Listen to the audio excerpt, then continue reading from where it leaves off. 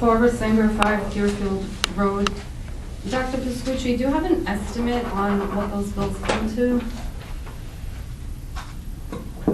I haven't added them all up. The rough estimate that I have is for the bills from T&M, for the prep work, for the pool club, it's about 70,000, 68,000. Am I right, Chief, about that? 58. 58,000. And I don't have an exact number on the other site. Because the other site, there was work that T&M was doing there because it was going to be a land swap that had to be done, our due diligence. So I have not separated out anything for turf versus the due diligence. But on the first site, like the chief said, 60,000. Do you think on the other side it's under 100? Is it $250,000? I don't think it's going to be as much, but I can't really, I would just be making it up. Okay, I'm just trying to get a ballpark figure because I came before this committee questioning where $406,800 were. Nobody stepped up to investigate. Mr. Bontempo, you have all these ideas now tonight on how to investigate this. You never stepped up when I questioned over $400,000 that could be a loss to this township. And all of a sudden, yes, money that is meant for this township has to do with this township committee and this town. You're our representatives. If I'm here telling you there could be money missing and not one spark up here on looking into it, that's not right.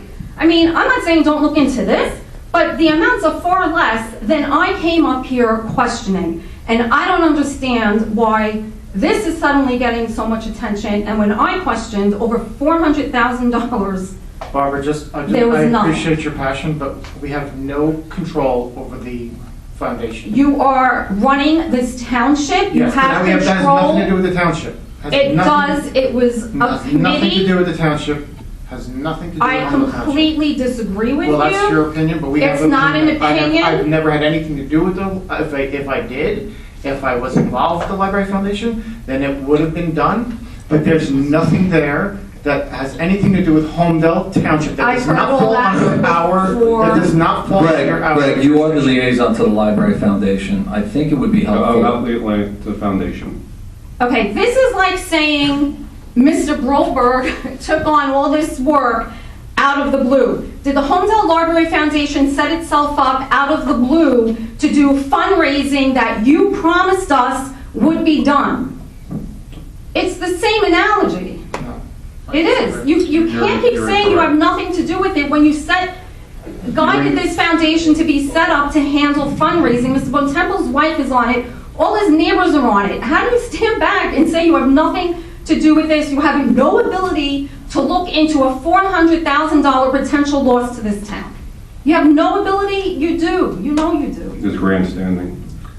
It's not. It's Yes, it is. It's nothing to do with- expecting an The answer. mayor, councilor.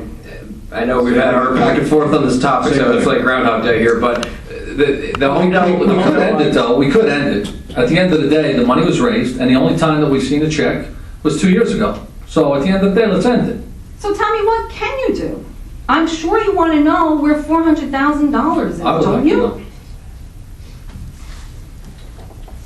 So end This it. is not grandstanding. It's $400,000 of our tax money. It's way more than you're even talking about It's your tonight. tax money? How's that? It was fundraising money. Because if we don't Residents raise came. the money to pay off the bonds for the library, that comes from us. You know that for a fact. You know that for a fact. There was Are you paying residents. for it? You It's know coming that for a from fact the there was tax. residents? I know that it was fundraising money, I know that it was You meant just to. said- I you know just said that- residents. You just said residents. I know some residents who went there. I happen to be a resident who went there. I have the right check. No, you didn't. Yes, I did. Hey guys, Barbara, thank you. Can I tell you Well, something? can I say something too? Yes, Thank thank you, you. you get your time too. Two wrongs don't make a right, Barbara. So what, if you're saying is correct, and I will do my best now to look into it, two wrongs don't make a right. And the 60,000 is only the icing on the cake. There was a $2.1 million turf field attached to this too. So please don't do, well, mine's more important. I'm not, I Nothing is said more already that that should be investigated as well. I already said that. We have a limited ability, I'll see what we can do. And you weren't here when I started questioning the Library Foundation. I came in with their tax returns showing how much they filed with the IRS that they got. I came in here with the documentation of who all the trustees are. I wrote letters to all of them. I mean, I did a lot. I'm not just here complaining for the first time. I brought in the evidence. Nothing was done with it. I expect more from this committee. Thank you. Thank you. Michael Sokol. And Mike, I want to commend you on your fight. I know that you're here, I believe, taking after two rounds, so I want to wish you the best of luck, pal. Thank you, Eric. And by the way, since you brought that topic up, I do want to say that the amount of support that I've received over the last few weeks since learning of my illness has been awe-inspiring and humbling, and I have no words to say for it. So we'll start things off at emotional and we'll go to practical. Mike Sokol, 6 Wald Hedge Lane. I am a member of the Holmdel School Board, but I'm not speaking for the Holmdel School Board, although I believe I will be reflecting the sentiments of the consensus of the school board based on our last meeting. There is some misunderstanding here about what we're talking about in regards to the pilot program. I'm just going to give a little bit of history and then get right to the point, because I don't really think this is a complex issue. I think it's very simple. For this entire history of this town, many of the things that we have seen happen, including the building of a really high-class school district, has been based on a balance that has existed between commercial taxpayers and residential taxpayers. Now, when we made the decision to go with a pilot program to encourage the renovation and construction that took place over at Bell Works, a decision was made by the township to establish a pilot program in which a majority of the money goes to the township. I'm not here to argue against the merits of it or the value of it, etc. But what I will say is that when I was here at many of those meetings, it was made very clear by members of the township committee that the school district would get a fair share of that money. Because in essence, we took a property in which we would have had a certain percentage based on the distribution of tax revenues, which we get none. Now, the main thing that we've asked the township to consider, and I think it's an incredibly fair thing to consider, this township's responsibility is public safety. We're currently spending $350,000 to pay for public safety officers in our school district. That $350,000 is coming from residents. It's a residential tax bill. Now, if the township was to take from the pilot program that same amount of money, you would be shifting the burden from residents to commercial taxpayers. And therefore, you would actually be making a significant impact for the tax bills of our residents. That is the simple reason we're asking for this. This is not an effort on our part to suddenly now have a way to raise another $350,000 to replace the money that would be going for the public safety. I'm a native New Englander, and I was born frugal, which is another way of saying cheap, which is much to the consternation of my wife. So the point is that the fair thing to do, if the township wants to make an impact on residential taxpayers and reduce their residential tax burden, the simple thing to do is to use the pilot money, at least a portion of the pilot money, to pay for public safety in the schools.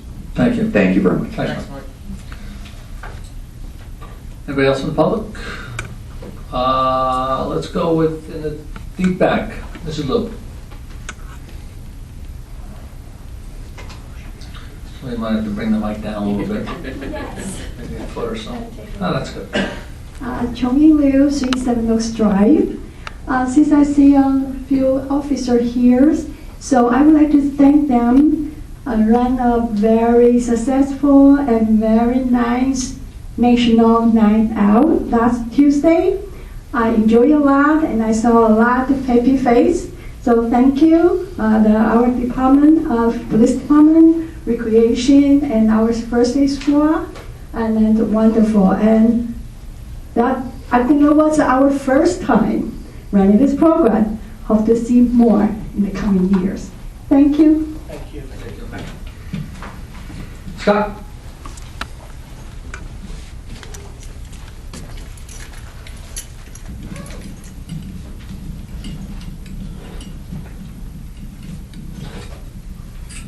Scott Goldstein, 24 East Lawn Drive.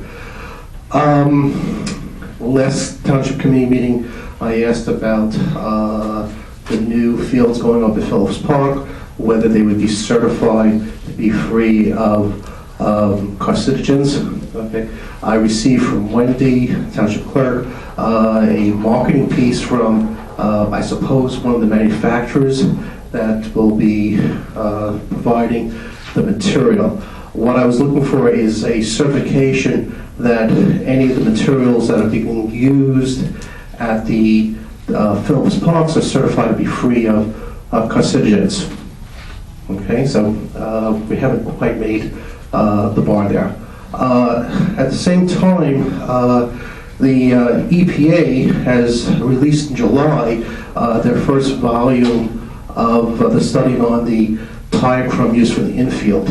Okay, and there's a spreadsheet there has a huge number of chemicals that are rated at various different levels of carcinogen. So I just want to bring that to your attention. I haven't had time to do further analysis to condense it, but I just want to make you aware that the first volume of that findings actually has listed a huge number of carcinogens, one of them being lead.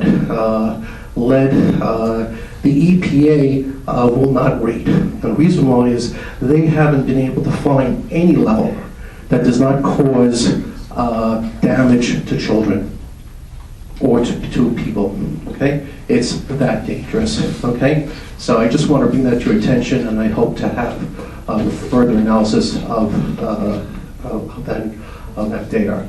And regarding the issue of the Holmdel library fundraising, I remember very vividly as well on videotape about the fact that we were going to raise this money to help defray the bond that the Holmdel residents had to pay for.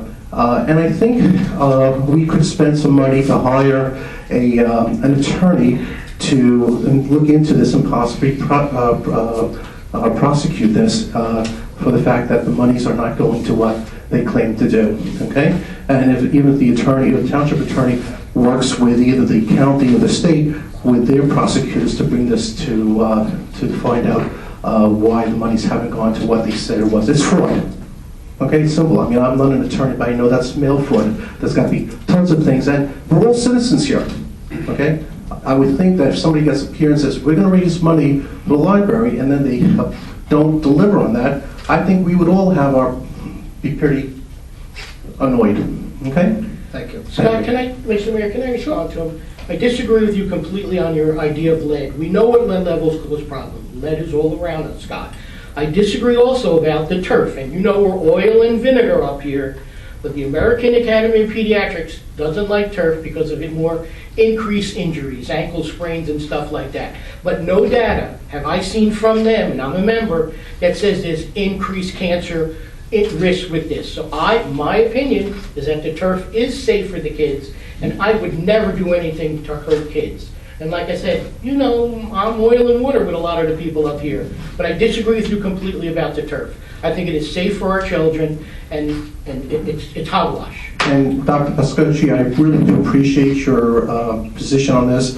The information I was sharing is directly from the EPA and directly from what they published report, and I will be happy to send that on to you. You can send it on. I like the EPA, but I prefer my scientific literature versus them, politicians.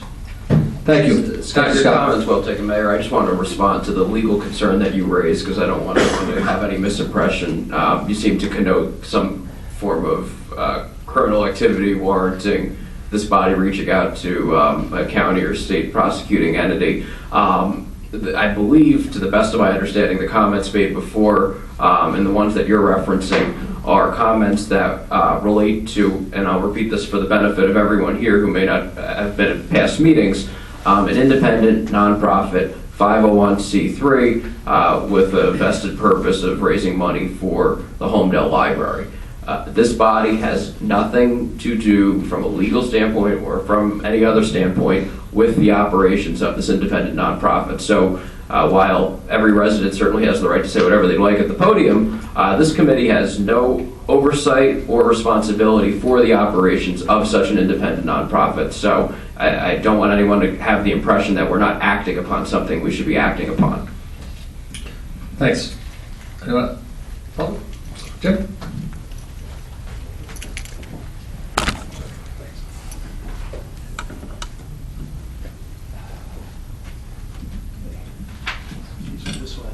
I'm Jim Licato. I live at 57 Duxbury Court, Palmer Square Development. I understand that the vote for the co-ordinances has been delayed Actually, is there an update? Are you still doing that this evening, or still haven't heard from the attorney? We're going to go into closed session and call it a day. Okay. Well, in any case, I wanted to take a moment just to, again, formally request that you vote no to the ordinance for rezoning Block 52, Lot 17 and 18, for the simple reason that the project you're suggesting is too big, and it's a safety concern for my family, my neighbors in the community as well. You all know about the flooding in the area. The issue's not resolved, hasn't gone away. It's, I think, in the best interest of the families if this didn't occur. If you are unwilling to vote no, then I at least ask, and I would think that you owe it to the residents to postpone your vote until you know more about the road, the raising of the road. We still do not know what the impact is going to be.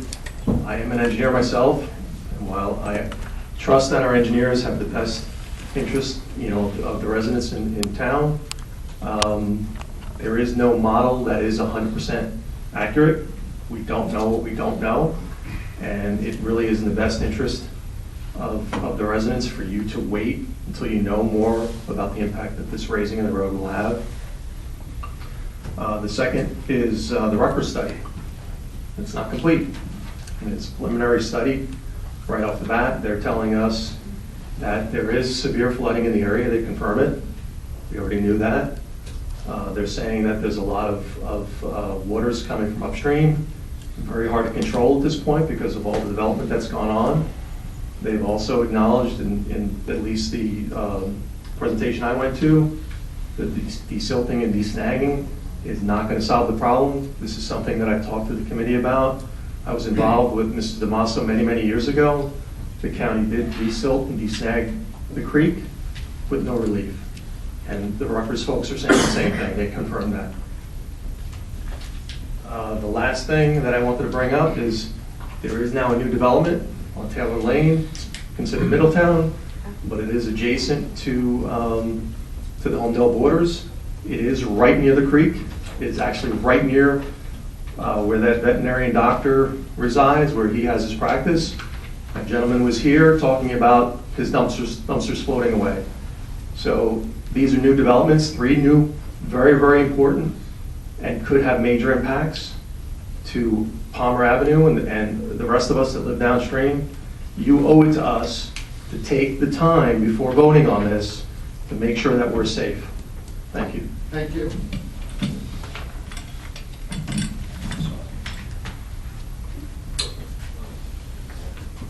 Thanks, Jim.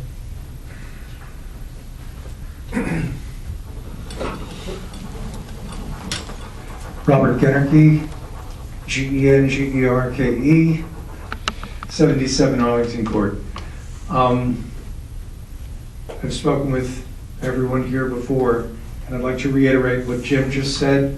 I've also spoken with the project manager at the county level about raising Palmer Avenue, and I've spoken with the Palmer Square the Homeowners Association attorney. As the board president, I can speak for the board, and I think my opinions represent the majority of the Palmer Square residents. First of all, when I spoke with the Monmouth County engineer, the project manager, I asked him about the results of the raising of the road, and I said, what's going to happen with the flooding? He goes, well, the water's got to go someplace. So yes, it will go to Cherry Tree Village, it will go to Palmer Square, it will go to the property that you're talking about and you're worried about as far as construction goes. That's not our job. Our job is to make sure the road is passable, not to alleviate whatever flooding concerns your property or other properties have. So you won't know the results until after that road is raised. When I spoke with the attorney, he said the only way that, and by the way, I'm very sympathetic, he said the committee is in a tough place. You have to meet the court's requirement with the settlement agreement you submitted and the court approved. He said, truthfully, it's a tough position to be in, and the only way you can postpone making a decision about rezoning or construction or approving any plans by the planning board is if there are circumstances that have changed since the judge heard all of these questions. Now, we know 3 factual things that have changed significantly that will affect the road and the properties. The construction that Jim mentioned that's in Middletown and 100 feet into Holmdel off of Route 35, which is on the creek. And in fact, if you recall, several years ago, Holmdel actually refused initially the request from Middletown to go there because they said, that's going to cause problems with the flooding. Well, if it was a problem, then Holmdel already knew it was a problem. It's going to increase it. Second, the raising of the road is not going to alleviate the situation in that swampy area or frankly our properties. And the third thing that's changed is the Rutgers study is still accumulating data. They have not finished, and their results are going to change based on the construction and the raising of the property, of the highway. So the bottom line is making a decision now regarding zoning, regarding any plans, would be so ahead of it's putting the cart before the horse. We don't have answers to the questions. We do have strong suspicions, and I know most of you agree with me, those suspicions are not ill-founded, that these situations will only make things worse. In fact, even Eric Hines, I remember I was so pleased when at the last time we had the planning board, when the committee unanimously voted down the prior proposal, a smaller structure than is currently proposed. When you said, at the very end, you said, I can't see how anybody would build on this property, it's a flood zone. It's inappropriate. Now I know that's not admissible in court, you're not an engineer. But we were so proud of the committee for having taken a very strong stand and having made a tough decision. We're not against affordable housing. We even authorized the attorney to say, look, if you can come up with units that are small, it's not a mammoth construction, then you can prove that it's not going to worsen the flooding, we would be pleased with it. We came up with numbers. He was authorized to propose those.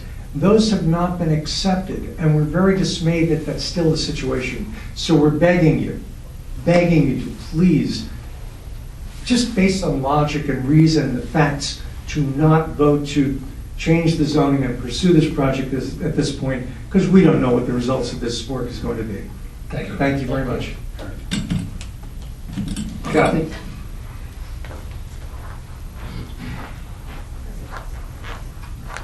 Kathy Weber, 4 Duncan Drive. I am neither an engineer nor an attorney, but I am known for common sense. And I would think that common sense should tell us that we need to hold off on the Palmer Square based on the potential impact on the flooding situation and exasperating that, and based on the data that we don't have. I went to the Rutgers study. We need all the information before we can move forward on this, or we're going to be putting more homeowners at risk and exposing ourselves to additional potential litigation. Secondly, I want to say thank you for investigating where the tens of thousands at a minimum of dollars went for mysterious turf fields and the land swap. And I look forward to the full disclosure of those bills and their origination. And last but not least, lest you think I'm always up here as Chicken Little, I reviewed my notes, and in June of 2016, I cautioned this body and implored you not to grant the pilot status to the Toll Brother housing, and explicitly because of the need for that money to fund our schools, which are the largest part of our tax bill.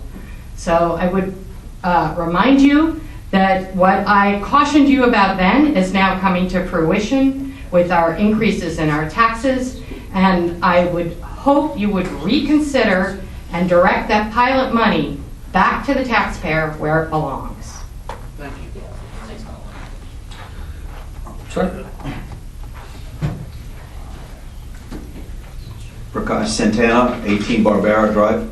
I'd like to go back to the dialogue between you and Dr. Pascucci, Mr. Mayor.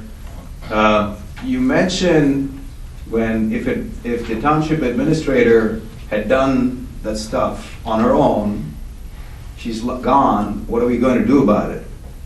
The expectation is that if she did something illegal or unlawful, and she did of her own volition, the expectation is that contract that we have with her now should be made null and void. I just want to make that clear. That's the expectation we have if she did that of her own volition. Okay. Thank you. Anyone else in the public?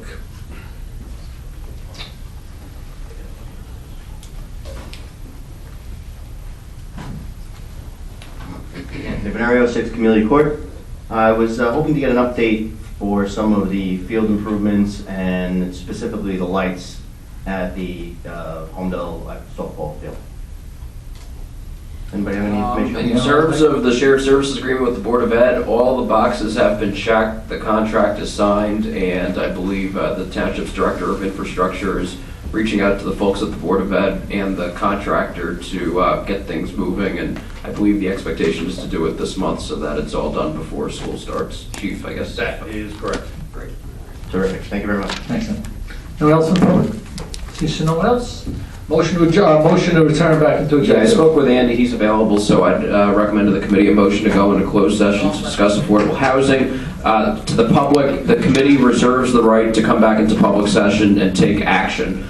So if you choose to wait outside, we'll let you know when the executive session has concluded.